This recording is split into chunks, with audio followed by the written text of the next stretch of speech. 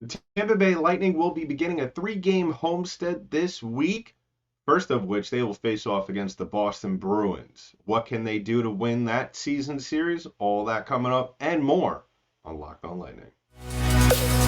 You're Locked On Lightning, your daily podcast on the Tampa Bay Lightning. Part of the Locked On Podcast Network, your team every day.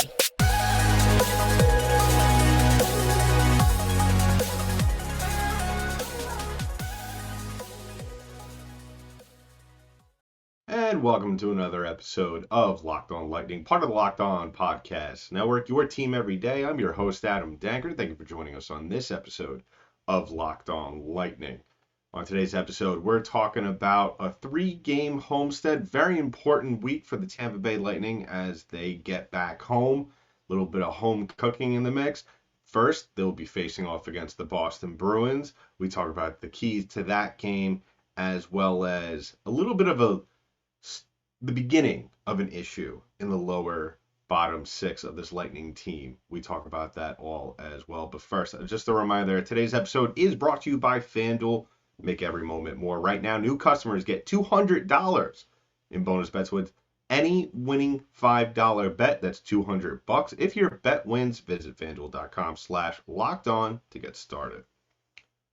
So before we grab any of these topics on the table, I just want to remind you, please go ahead and subscribe to the podcast. Give us a follow wherever podcasts are distributed in audio form. We're also available on YouTube, so go ahead and subscribe to our channel there. Hit the thumbs up button below this video so we could reach more new fans, as well as drop a comment below on your thoughts for this upcoming homestead at Amalie. Because I'm very curious, because everybody, I think, will approach this homestead with a different state of mind. I feel like this is a very important stretch. You got the Bruins, you got the Islanders, and then you got the Red Wings. All very tough teams. I know, say what you want. The Islanders may not look like an actual scary team, but I still think that they are a team that can hurt you if you don't come prepared. And on the other side of that coin, well, not the other side of that coin, but when you look at the Red Wings, that's kind of like the same scenario. They've been slipping in their last 10, 3-7, but at the same time, right then and there, and you're kind of getting, just a side note, you're also getting basically the same team on paper in terms of how they've done over their last, couple of games. They're identically matched almost for points. They almost have identical records in their last 10, and they're both coming off losses right now. And with the Red Wings, we all know. We all know the story. We all know, if you've been listening to this podcast, how I have warned for a very long time about the Lightning not playing their best games against their divisional opponents. Because I feel like if we look at those games, those are the games that really give the Lightning the most fits. And, those are the two games that I think make me nervous. I think that when you look at the Bruins game, and we'll get more into it when we preview that game in the second segment, but the two games that really make me worried are obviously Detroit and New York, because it's just one of those homesteads where, and this might sound a little bit controversial to some, but I'd rather lose the Boston game and go and win those two games against Detroit and the Islanders, just because you're not chasing Boston. All you're doing is trying to go after Toronto. You're also trying to keep the Islanders and Red Wings at arm's length, which I'm not saying that the Lightning are in danger of being caught by those teams. I think that the Lightning have given themselves enough wiggle room to kind of play with some things if they needed to. And just for those that are not aware tonight, the Maple Leafs, because I mentioned them, they are playing tonight. They're playing the Devils, and the Devils are currently up on them in the second intermission, 4-3. So fingers crossed that score stays that way, or that deficit stays that way. But this homestead, I firmly believe, is very important because the Lightning have a very important last month to go in this season. They have some very tough matchups here. They have a back-to-back in Canada right after the Red Wings game.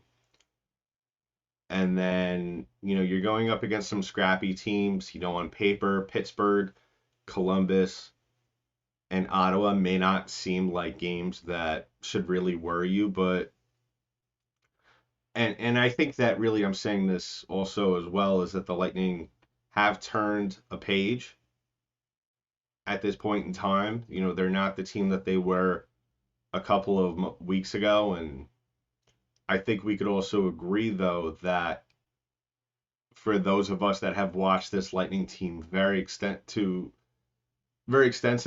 over the last couple of years, know how easy it is for them to just fall back into the same kind of habits here and there. And especially when you don't have a Vezina Trophy goaltender in your corner, which, yes, that makes a huge difference, and all it takes is one game to kind of defeat everybody's confidence. It makes this last stretch of games, especially this first homestead back after you had a phenomenal West Coast trip, it makes it all that more important, because basically what you're doing is you're kind of resetting in a way, because all your games now are on the East Coast, and yes, the West Coast takes a lot out of teams. A lot of people don't understand that West Coast trips take a lot out of the East Coast teams, and it's almost like you kind of have to figure things out or refigure things out, and almost figure out how to play the same way that you played that was successful for you. And really for the Lightning, that's all that is just playing tough games and going back to the same winning formula that worked for them, especially out on the West Coast. So it's going to be an interesting homestead. Like I said, it might be a little bit controversial to say, but if I had to take my pick of this homestead, of this 3-game homestead, ideally you want to see them sweep, but at the same time, if you had to pick between one or the other, I would pick winning over Detroit and New York rather than and losing to Boston rather than beating Boston and losing to those two teams. I'm sure some people might agree with me on that. I'm sure a lot of people will there might be some people that will disagree with both sides as well. But that's why we have the comment section here on Locked on Lightning. So let me know in the comments section below. So coming up, we're going to preview that Boston game tomorrow night, because that's going to be playoff atmosphere. Last season series game of the year between Boston and Tampa before, who knows these two teams, or if or when they will meet each other in the playoffs. So go ahead and check that out, and we'll talk about that coming up in just a bit. But first, I want to talk about our first sponsor of today's show, and that is our friends over at eBay Motors. Now, passion, drive, and patience is what brings home the winning trophy. Is also what keeps your ride or die alive. eBay Motors has everything you need to maintain your vehicle and level it up to peak performance, from superchargers, roof racks, exhaust kits, LED headlights, and more. Whether you're into speed, power, or style, eBay Motors has got you covered. With over 122 million parts for your number one ride or die, you'll always find exactly what you're looking for. And with eBay Guaranteed Fit, your part is guaranteed to fit your ride every time, or your money back. With all the parts you need at the prices you want, it's easy to turn your car into the MVP and bring home that win. Keep your ride or die alive at ebaymotors.com. Eligible items only. Exclusions apply. eBay Guaranteed Fit only available to U.S. customers. So as always, I want to thank you all for making us your first listen of the day. If you haven't already done so, please go ahead And subscribe to the podcast. Give us a follow wherever podcasts are distributed in audio form. We're also available on YouTube, so subscribe to our channel there. Hit that thumbs up button below this video and drop a comment below. Let us know how you're feeling about this upcoming road trip. I firmly believe, like I said in the last segment, that there is going to be a little bit of a reset, I think, period. Whether it's for the entirety of the Boston game tomorrow night, or it could necessarily be for just a period. I mean, it's really dependent on the Lightning and how well they settle in, and those of you who are discounting that there's going to be some sort of settle in period, that this Lightning team is almost going to have to figure it out. Listen, like I said, it takes a lot out of you, those trips. I don't care what anybody says, and you got to come back and adjust the time, and you'll say, well, these guys are professionals. And I said, well, you know what? They're humans just like everybody else. So it's going to be and then on top of all of that, you have the added flair of playing one of your rivals, really. I think we could agree that the Boston Bruins, I still think, I view them. I still look at the Bruins like it's 2020. And I feel like those regular season games, especially in Boston, still prove that there's very much a rivalry between these two teams. And I still think that almost to a certain degree, this one is the biggest one that the Lightning have out of any of the other Atlantic Divisional teams. And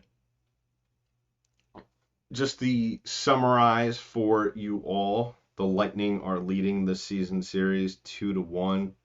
Of course, the last matchup was in February. The Lightning won that game 3-2 in a shutout. The previous was January 6th, 7-3 loss in Boston. And the first game of the year was a 5-4 overtime win back in November. And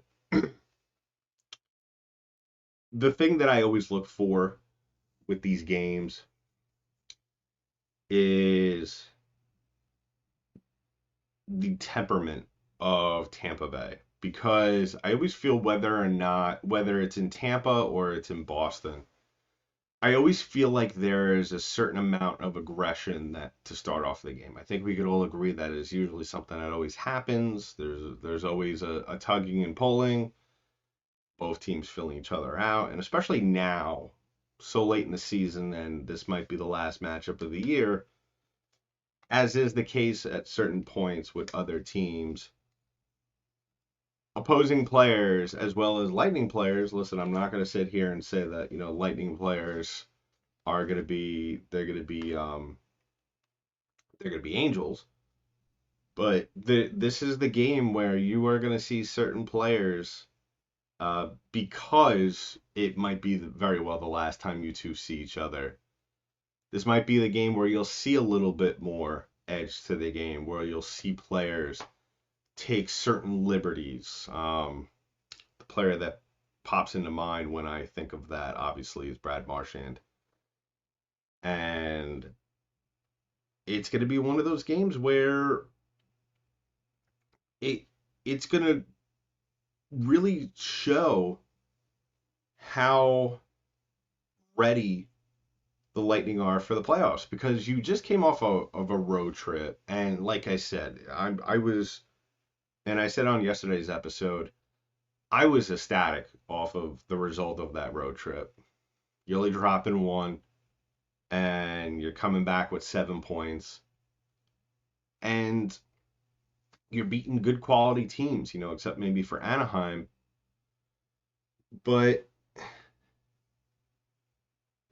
it's a different animal going up against a Boston team like this, a team that is experienced, really the only team out west that the Lightning faced in which really just has been there, done that before, really has been Vegas. And the Lightning have really had their way with them this year. And Boston kind of takes things to another level.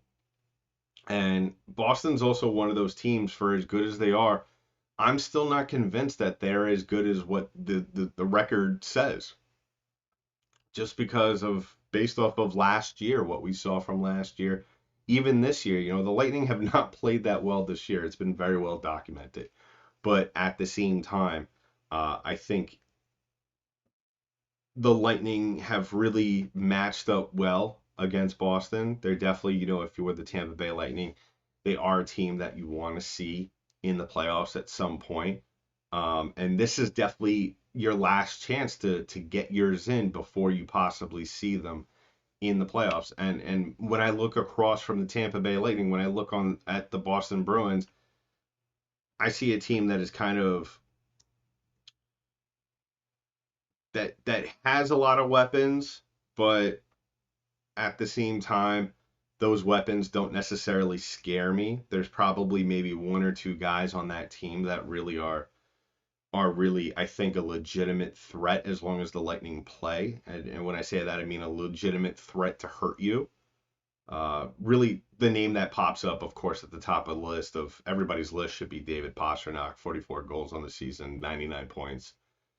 And, if you want to throw Marchand in there, I think the Lightning could bottle him up. I don't think necessarily that he's going to go out there and he's going to be very antagonistic. That's really what his role is going to be in this kind of game. He might collect a couple of points here and there, but I'm sure he has plans to go out there and bother a Kucherov a point. And that's where like a Matt Dumba comes in, or a Tanner Jeannot, someone like that to kind of keep him in check, a Mikey Eyssimont. It's those guys' jobs to kind of protect your stars, especially this late in the season.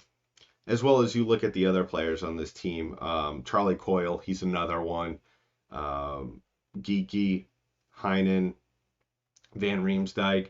Those guys are going to go out there. They're going to be supporting cast players. One awkward interaction that the Lightning will probably have tomorrow night at some point, especially if there's a big scrum. Patrick Maroon was, I believe, he was traded at the deadline to Boston. So, that's going to be an interesting interaction for the Lightning players, especially in a game of this intense and having a guy like that who won championships with you, who's very well liked in that Lightning locker room.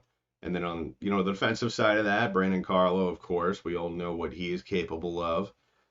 Charlie McAvoy, another one, Gritslick as well. So even though I'm listing off all these names as players that you need to keep an eye out for and that the Lightning need to keep tabs on, that doesn't necessarily mean that those guys are going to run wild. Those are just names that could very well, and it really depends on what version of Tampa Bay we see tomorrow. And really, what it comes down to, the keys to the game for the Lightning to win this is you gotta have all four lines play tomorrow night. And what I mean by that, everybody's going to contribute. It just can't be the first and second line show. It just can't be the Anthony Duclair, Braden Point, and Nikita Kucherov show.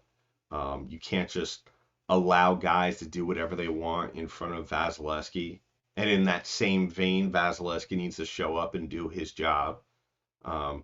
And like I stated the names before, Mikey Eyssimont, Tanner Jeannot. I know Hedman and Chernak are going to be involved. But your bruisers are going to need to go out there and lay some big hits and set the tone early on. Because if you let Boston go out there and bully you, it's going to be a long night. And eventually that's going to lead to goals. And, you just want to set the tone and shut that down real quick. So I'm expecting this to be a close game. It really is one of those games where it's going to be very close. I think it's going to go down to the wire. We're probably going to see a couple of lead changes in the last two periods, especially. I would expect there to be probably, and you look at the numbers for Jeremy Swayman, Lightning could get to him. I'm not worried about it, especially the way they've been playing and who they have now, and Anthony Duclair and him with Cooch and Point. Though that's a great line right there that could definitely get to you. So I'm expecting maybe a 4-3 game, maybe a 5-4 game. I don't think we're going to see a goalie pulled, and if it is, it's going to be very last minute to where it won't even matter. So let me know in the comments below, what are your predictions for this game? Like I said, it's a game that is really going to show where the Lightning stand, especially how they could bounce back. Not necessarily that they've played bad, but the fact that, they're coming back from a West Coast trip. Now they've had a couple of days off. You got to get back to it, and you got to hit the ground running really fast, especially out of the initial puck drop tomorrow night. So coming up in just a little bit, we're going to talk about one last thing that kind of has been bothering me, even though, things have been going well for this Tampa Bay Lightning team, and that is the third line production, really the bottom six as a whole. Really just the bottom six scoring. We need to see more of those guys going forward, and hopefully, we're going to talk about the keys to that and really what's the issue with that and how we could get more out of those guys going forward, especially into the playoffs. But first, we're going to talk about our last sponsor of today's show, and that is our friends over at FanDuel. Now, say goodbye to busted brackets, because FanDuel lets you bet on every game of the tourney, whether you're betting on a big upset or a 1 seed.